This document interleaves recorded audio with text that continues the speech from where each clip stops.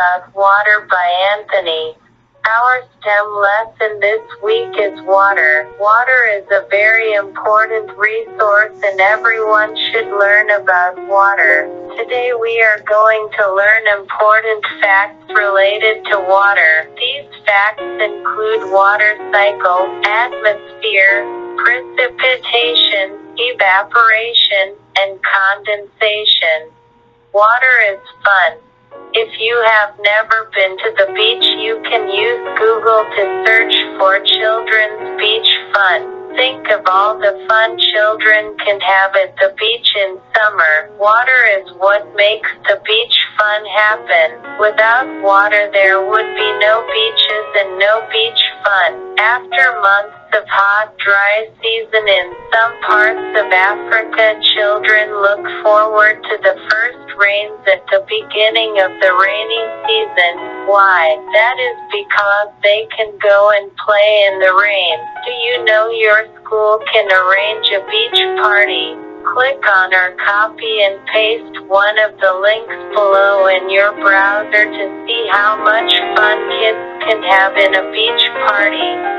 https://www.youtube.com/watch v=ASCFAAD7OLG https://www.youtube.com/watch v=UK9HQ4JKONC. What is water cycle? Water can exist in three states such as liquid, gas, and solid. Water cycle is the sequence of changes that occur between these three states of water. We shall, however, focus on the first two states, namely liquid and gas.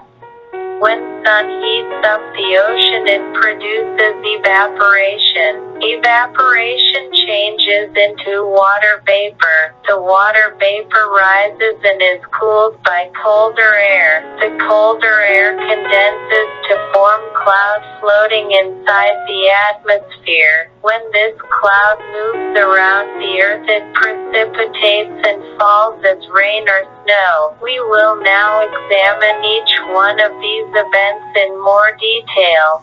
What is atmosphere? The atmosphere is the superhighway used to move water around the globe. The water cycle is all about storing water and moving water on, in, and above the earth. Evaporation and transpiration change liquid water into vapor, which ascends into the atmosphere due to rising air currents.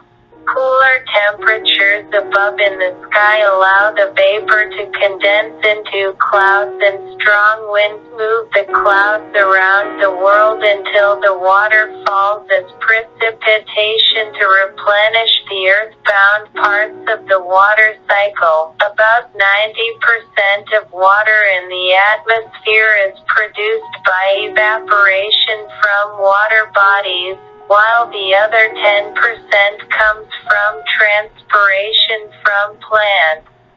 There is always water in the atmosphere. Even though clouds are absent in a crystal clear blue sky, water is still present in the form of water vapor and droplets, which are too small to be seen. Depending on weather conditions, water molecules will combine with tiny particles of dust, salt, and smoke in the air to form cloud droplets, which grow and develop into clouds, a form of water we can see. Clouds are, of course, the most visible manifestation of atmospheric water, but even clear air contains water and particles that are too small to be seen.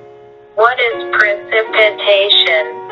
Precipitation is water released from clouds in the form of rain, freezing rain, sleet, snow, or hail. It is the primary connection in the water cycle that provides for the delivery of atmospheric water to the earth. Most precipitation falls as rain. The clouds floating overhead contain water vapor and cloud droplets, which are small drops of condensed water. These droplets are way too small to fall as precipitation, but they are large enough to form visible clouds. Water is continuously evaporating in the atmosphere. Evaporation means that water vapor is disappearing into gas, and condensation means that cloud droplets is growing into water particles.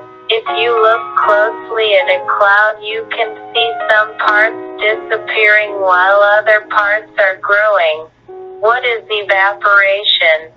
Evaporation is the process by which water changes from a liquid to a gas or vapor. Evaporation is the primary pathway that water moves from the liquid state back into the water cycle as atmospheric water vapor. Studies have shown that the oceans, seas, lakes, and rivers provide nearly 90% of the moisture in the atmosphere via evaporation, with the remaining 10% being contributed by plant transpiration. What is condensation? Condensation is the process by which water vapor in the air is changed into liquid water. Condensation is crucial to the water cycle because it is responsible for the formation of clouds. These clouds may produce precipitation, which is the primary route for water to return to the Earth's surface within the water cycle. Condensation is the opposite of evaporation. You don't have to look too far to notice condensation. Condensation is responsible for your glasses fogging up when you go from a cold room to the outdoors on a hot, humid day. It is responsible for the water that drips off the outside of your glass of iced tea, and for the water on the inside of the windows in your home on a cold day. Sources: U.S. Geological Survey website.